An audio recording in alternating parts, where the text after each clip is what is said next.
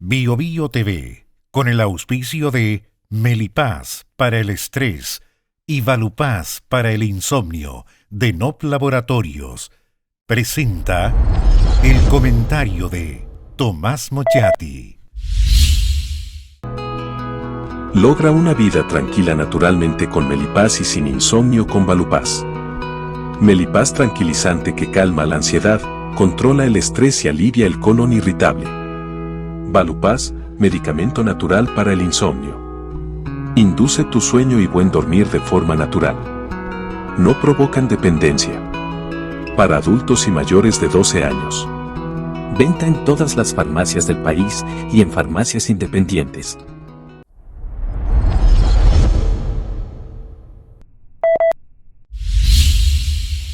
En la mañana del pasado 18 de octubre, el presidente Gabriel Boric, desde el Palacio de la Moneda, con la Alameda de fondo a su espalda, dijo que el llamado estallido social de 2019 no fue una revolución anticapitalista.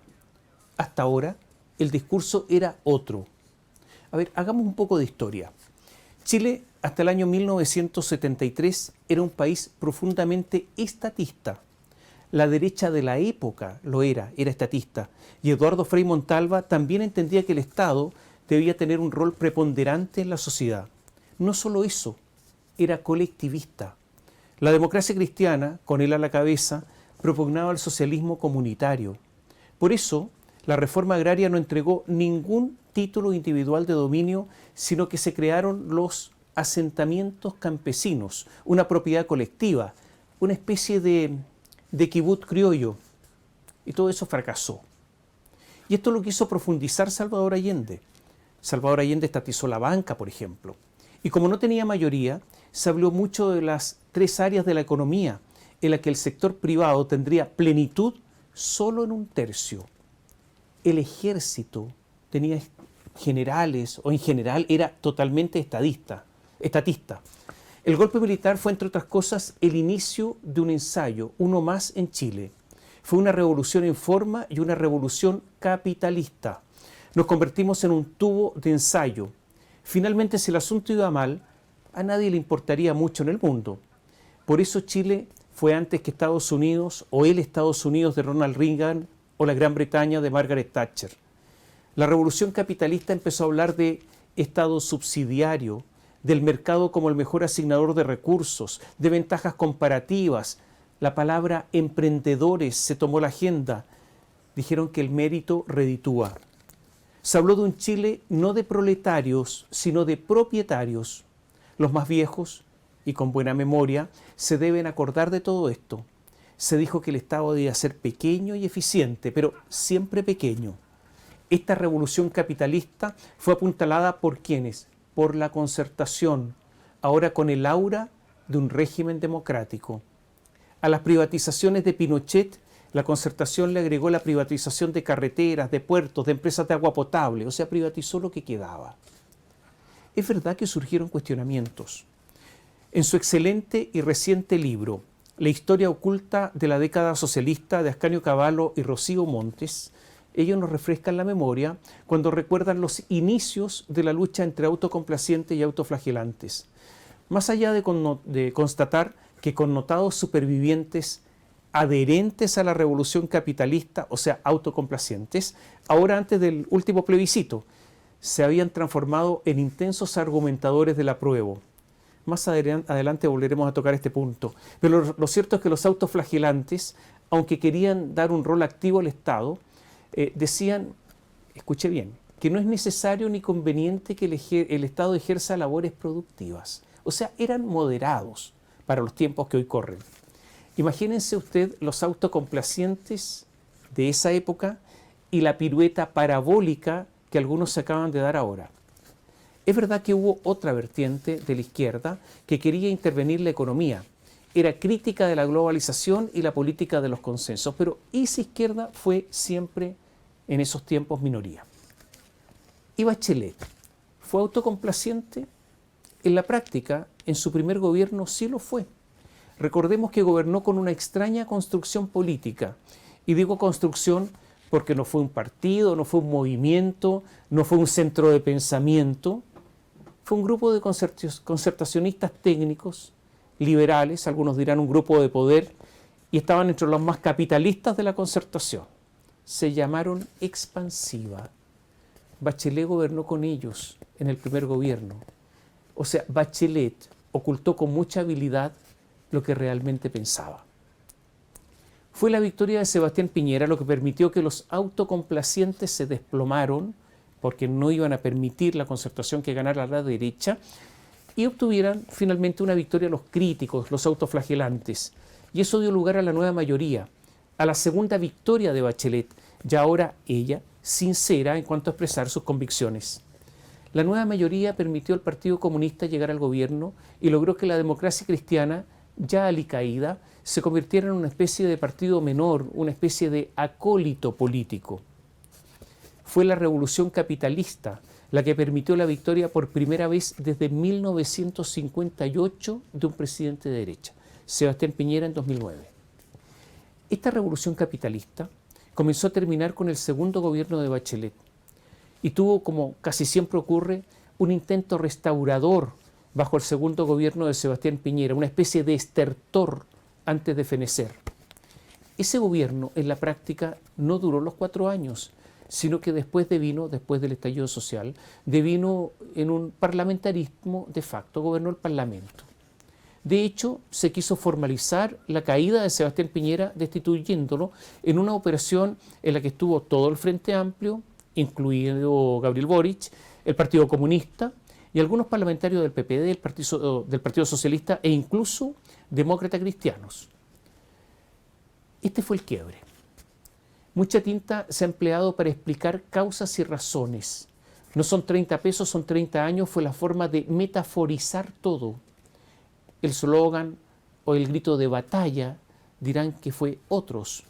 Se entendió que el plebiscito de entrada para una nueva constitución era la expresión ciudadana para el nuevo orden y la caída definitiva de la arquitectura jurídica, institucional y económica del régimen iniciado en 1973, o sea, de la revolución capitalista. La elección de la Convención Constitucional, con una derecha reducida a un 18%, era una ratificación de la revolución. Y si faltaban, de la revolución que estaba terminando con el capitalismo, y si faltaban pruebas, la elección de Gabriel Boric fue una ratificación adicional. Esta es la razón por la que Gabriel Boric y su entorno asociaron el nuevo texto constitucional al programa de gobierno. Iba todo junto. Todo era una misma cosa.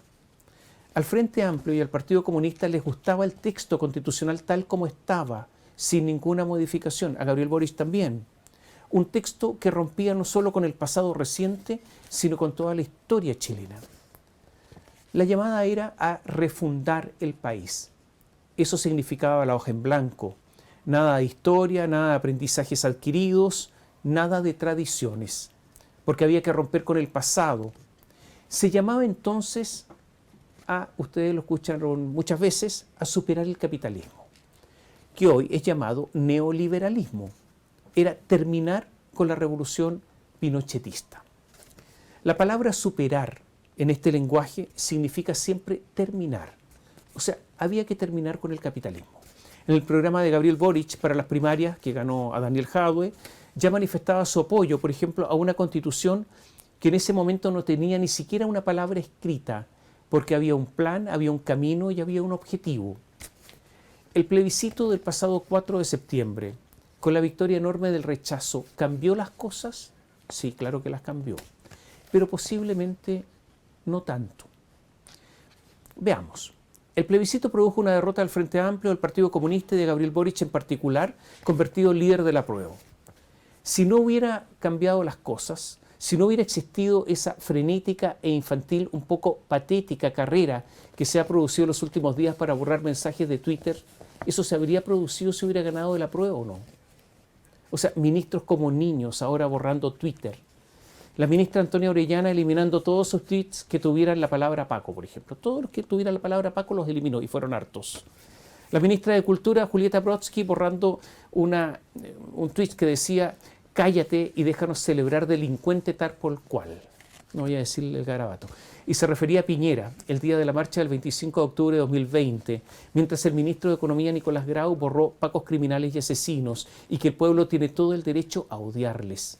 Eduardo Vergara, subsecretario de Prevención del Delito, publicó que Chile es país de puteríos movido gracias a mugrientos de mierda. Javiera Toro, ministra de Bienes Nacionales, criticó a la televisión por mostrar a pacos y PDI haciendo cosas bien. No había que mostrar eso. ¿Para qué seguir? Son solo ejemplos. Puede ser anecdótico, pero no lo es tanto, porque yo dudo que si hubiese habido una victoria del apruebo, estos Twitter hubiesen sido borrados. Pero la cuestión mayor es obviamente otra. Ya sabemos que el partido más estructurado de la coalición gobernante es el Partido Comunista. Y sabemos que es, por antonomasia, anticapitalista y desea una propiedad reducida al mínimo. Prefieren casi todo estatal. Ese fue el objetivo de cada corrida de cerco, como ellos dicen. Cada corrida de cerco es un avance hacia el objetivo. Limitar la propiedad, limitar las empresas por cualquier medio, acrecentar el Estado es su camino. Por lo tanto, con el Partido Comunista está todo claro. El Frente Amplio ha prometido reemplazar el neoliberalismo. Algunos sostienen que esta es una de las versiones del capitalismo, otro que esa es la versión moderna del capitalismo, por lo que estar en contra del neoliberalismo es ser simplemente anticapitalista. ¿Qué es lo que es Gabriel Boric? ¿Es antineoliberal? Sí, lo ha dicho muchas veces. Una de sus frases más conocidas es: si Chile fue la cuna del neoliberalismo, también será su tumba. Si damos la razón a los que creen que esa es solo una versión del capitalismo, nos preguntamos entonces, ¿Boric es anticapitalista? Leo a Boric que se suyo un texto de Mark Fisher sobre los desafíos de la izquierda. ¿Qué dice Fisher? Dice que hay un espacio para que surja un nuevo anticapitalismo. No habla de neoliberalismo, de nuevo anticapitalismo. Dice que los intentos previos de organización social no capitalista no deben ser causa de desesperación. Y agrega que el anticapitalismo debe oponerse a la globalización del capital. Este texto lo hace suyo Boric.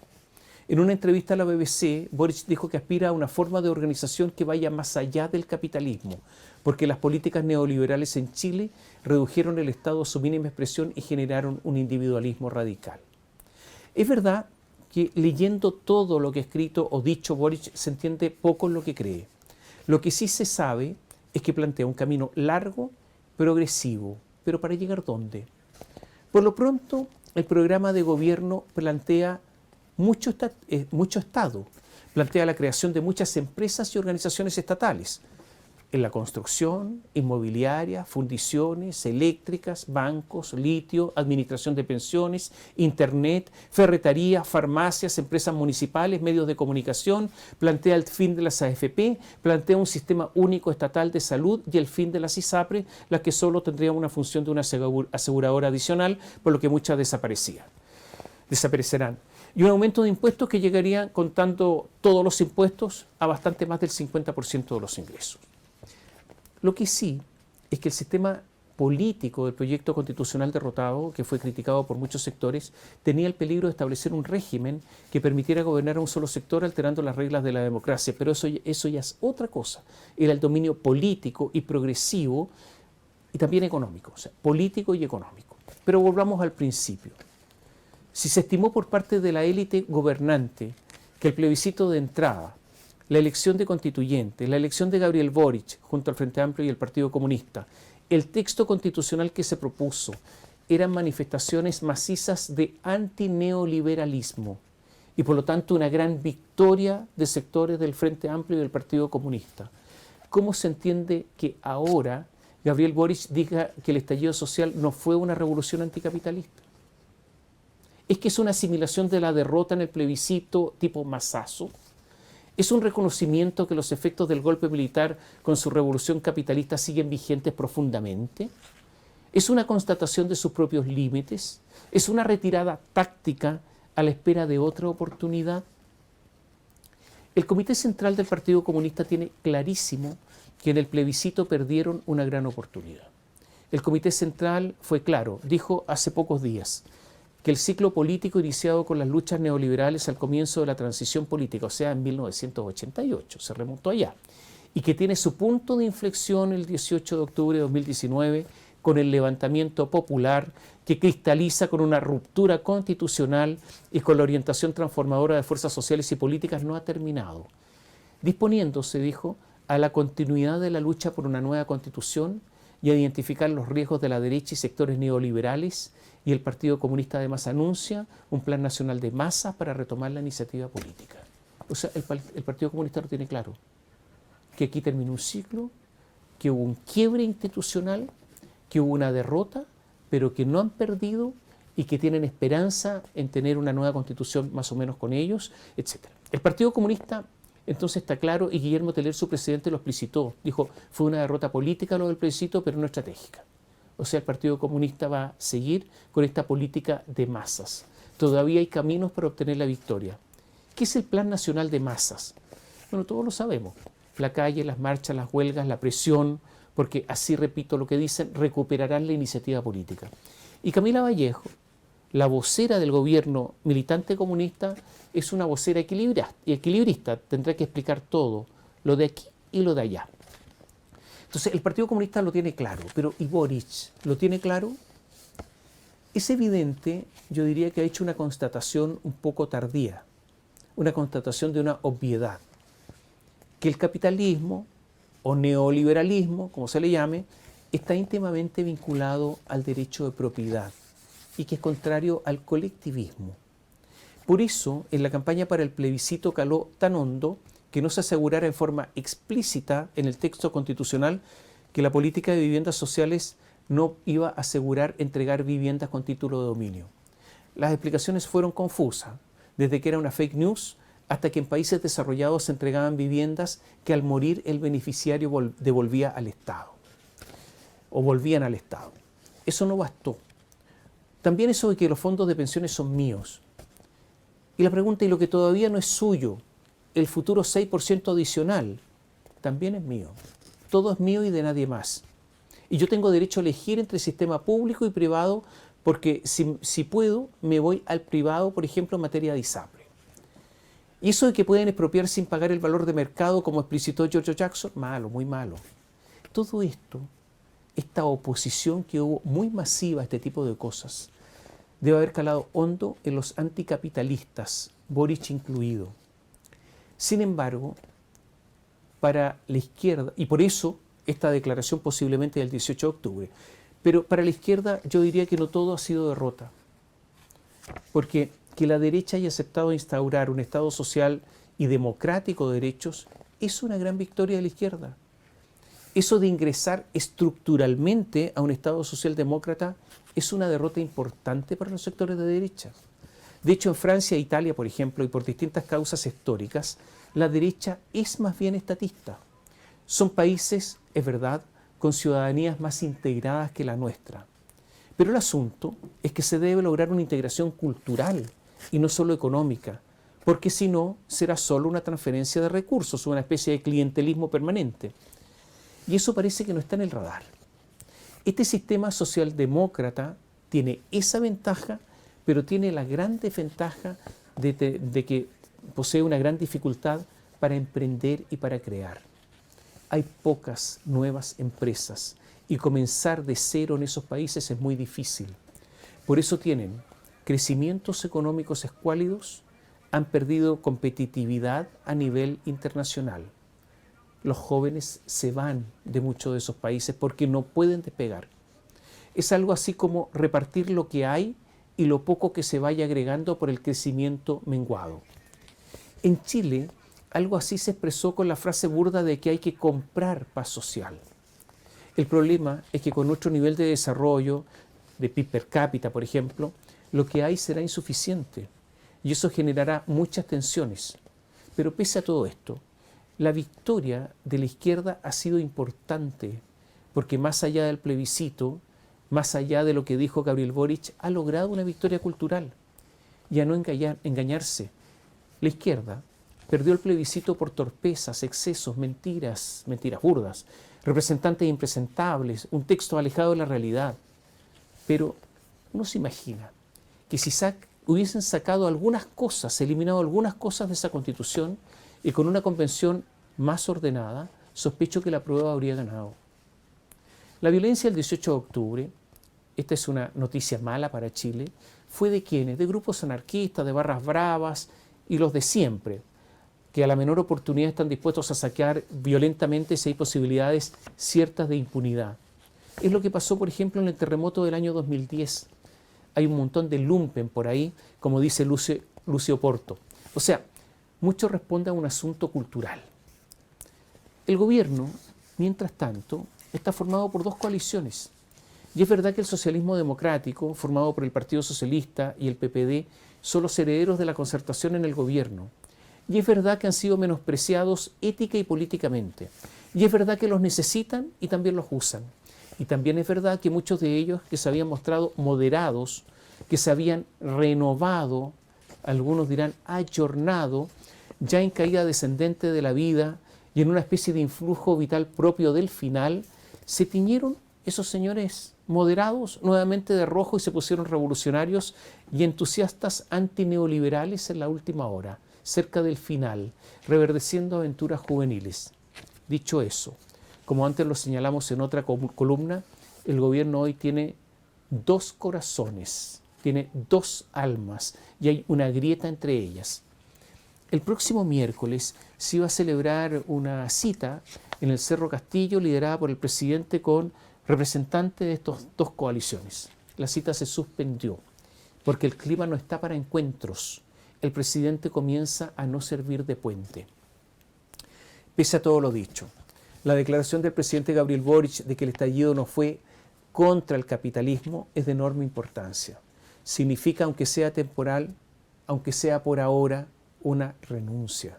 Las causas de la derrota en el plebiscito no se han analizado con profundidad, pero con estas dos coaliciones el gobierno tiene problemas para analizarlo. Si la aseveración de Gabriel Boric es sincera, el partido, en este sentido que no hubo un estallido anticapitalista, el Partido Comunista solo estará con él mientras le sea inocentemente útil. Si por el contrario, el discurso de Boric es solo táctico, la alianza, o sea, él cree que fue anticapitalista, ¿no? La alianza con el Partido Comunista puede tener larga vida. Pero si no lo saben, es cuestión que cada uno descubra al otro, o sea, es un asunto de tiempo. Es posible, sin embargo, que todo lo que hemos dicho hasta ahora en esta columna esté de más. No porque no sea importante, no porque no plantee cuestiones fundamentales, sino por dos razones. La primera es que estamos ante un cambio cultural enorme en el país, de esos cambios culturales que se generan cuando llegan nuevas generaciones que irremediablemente deben reemplazar a la clase dirigente actual. Esta dirigencia está agotada y la dirigencia de Boric está sufriendo un deterioro rápido. Estas dirigencias no son garantía de nada y sospecho que los acuerdos que se están tomando en materia constitucional no tienen la garantía de la fe pública. Eso es lo primero. Estas dirigencias van a ser reemplazadas y el cambio cultural está con o sin plebiscito. Y lo segundo es que las urgencias, puede ocurrir que las urgencias sean tan acuciantes que no va a haber tiempo ni ganas para estas discusiones. En Radio Bio Bio, durante la semana, la ministra del Interior, Carolina Toá, dijo que en materia económica el próximo año será mejor que este. O sea, Toá desmintió al Banco Central, desmintió a Mario Marcel, desmintió a prácticamente todos los economistas que han hablado del tema, desmintió al Fondo Monetario Internacional, al Banco Mundial. El próximo año vamos a entrar en recesión. Tendremos el peor crecimiento de toda América, el peor de la OCDE y una de las inflaciones más altas del continente. ¿Dónde va a ocurrir el ajuste económico? En su bolsillo. Porque mediante la caída del dinero circulante, la disminución del dinero, que se produce el ajuste. Va a ser en su bolsillo. La ley de presupuesto establece una disminución del 14,7% para mejorar la calidad de la educación. Una paradoja en un gobierno que nació de la Revolución Pingüina, que vociferaba más calidad. También la ley de presupuesto del próximo año establece solo 100 pesos de aumento para la atención primaria de salud. El menor aumento en 10 años. A ver, este es el Chile real. Estas alturas, en medio de un aumento del 55% de los asesinatos, del 116% de los robos con fuerza, surge la pregunta si en el gobierno si en la cúpula que gobierna, esta élite que gobierna, hay alguna conciencia de lo que ocurre después de lo que dijo, por ejemplo, Toá. Si es verdad que en sectores del socialismo democrático la preocupación aumenta, eso es verdad, aumenta, y el nivel de alarma está aumentando en el sector del socialismo democrático. Y es tanto el nivel de alarma que se pueden esperar novedades ahora, para los próximos meses, al interior del gobierno. Bio Bio TV, con el auspicio de Melipaz para el estrés y Valupaz para el insomnio de NOP Laboratorios, presentó el comentario de Tomás Mochati. Logra una vida tranquila naturalmente con Melipaz y sin insomnio con Valupaz. Melipaz tranquilizante que calma la ansiedad, controla el estrés y alivia el colon irritable. Valupaz, medicamento natural para el insomnio. Induce tu sueño y buen dormir de forma natural. No provocan dependencia. Para adultos y mayores de 12 años. Venta en todas las farmacias del país y en farmacias independientes.